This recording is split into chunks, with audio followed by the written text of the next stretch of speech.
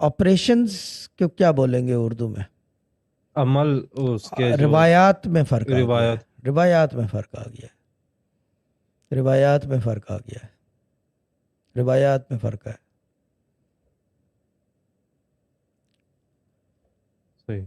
देखो, दो चीज़ें होती हैं, मैं सबको कहता हूँ यहाँ पे, इस प्लेटफॉर्म पे भी, जो लोग मुझे लाइव कॉल करते हैं, मैं कहता हूँ टेस्टमोनी ज़रूर दो। टेस्टमोनी दो कि मुझे पता चले कि क्या पढ़ा था, क्या हुआ था और किस तरह काम हो रहा है और नाम क्या है तुम्हारा। इस वजह से कि मैं एक यानी कि रिसर्च भी कर रहा होता हूँ ना दिमाग में कि क्या हो रहा जी। है ना, पता चले लोगों के साथ जो चैट पे है नहीं है, ठीक है ना। और दूसरी चीज़ उसके साथ वो जब थैंक यू करते हैं मुझे, मेरा थैंक यू मत करो। मैं थैंक यू और सॉरी वाला आदमी ही नहीं हूँ।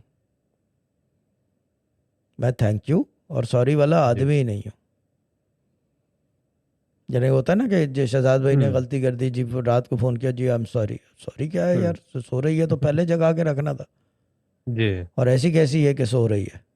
क्यों है ना, ऐसी कैसी है जो सो रही है भाई, जगा के रखो फिर।